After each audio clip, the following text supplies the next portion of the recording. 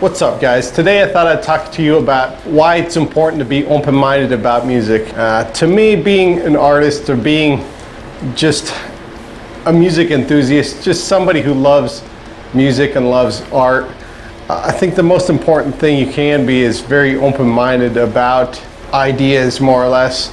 And I think that's because when it comes to creating something original, it's very hard to basically invent a new color, more or less. Like if you look at a box of crayons and look at all of the different colors that come in that box, it's trying to comprehend a color that's not a part of the crayon box is so insanely hard to do. It's almost impossible to do because we live in a reality with a lot of rules. If you look at an individual crayon in that box, you'll notice that they're all created by a blending of the other colors in the box themselves. They never just appeared, more or less. But that's up to debate as well. But as an artist, I think it's very important to be as open-minded as possible so that you can take in all of those elements from the music you love, as well as the ideas, the philosophy, the visual art that you can, and try to make this hybrid or this kind of chimera of just all of the influences that you have, and then create something that you feel is very genuine to you and authentic. I think the most important thing is that you feel good about the art you're creating, whether it's music or videos or just anything in general, more or less, or even your personality type. You could take different aspects of personalities that you like and then add them to yourself and try to really expand and try to grow as a person as well as a musician, and really just try to more or less bloom, you know what I mean?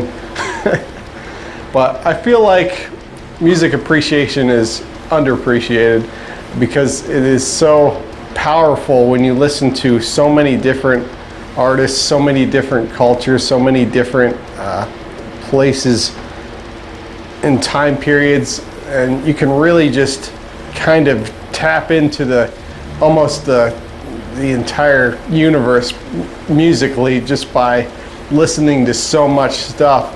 And you can really bring in a lot of elements from those types of music and really kind of create a more genuine sound to what you have. As far as my music goes, it's hard for me to be objective about it, but I try my best to just take in as much as possible every day when I go out into the world and just try to bring back things musically that I enjoy myself and that I think will add to my excitement for the music I create. And I think a lot of musicians should do this. Not only will it help you in your art, but it will just excite you more, because how many times can you listen to the same metal band without just getting bored, you know what I mean?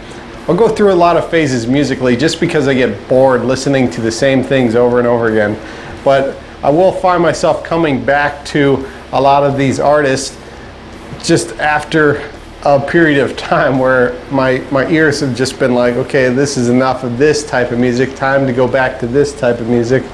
But overall, I think it's good to have phases. It's good to have time off from different types of music and times, and have more or less like seasons of music in your life where things you may need in the music are there. There are times where I'll listen to a crazy ton of metal, and there will be times where I just listen to things like chill wave or just things that relax me, more or less.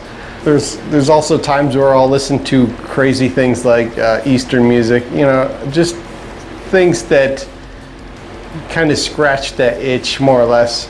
I can't remember exactly what this quote was, but there was somebody out there that said nothing beautiful or nothing great is created in a vacuum, and I think that has a lot of validity to it, a lot of weight to it.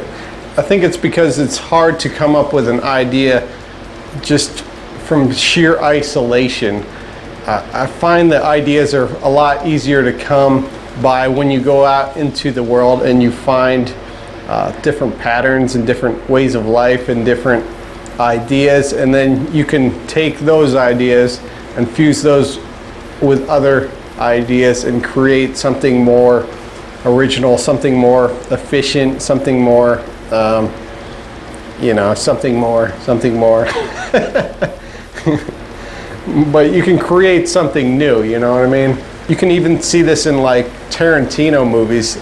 There's so many different influences that he has that when he makes a movie, a lot of people aren't really as into those influences that he's into, and they just see his movies as Tarantino movies. It's like, okay, this is what he does, but they don't see the many influences that he has had in the background that have made those scenes and made those characters so great. I respect him very highly as an artist because he knows how to melt things together in order to create something new. You can even say that about Star Wars. Star Wars is very much taken from so many different ideas and influences from its past, and it created something new out of that. Even the hero's journey from the Odyssey, or the Flash Gordon series that came before it.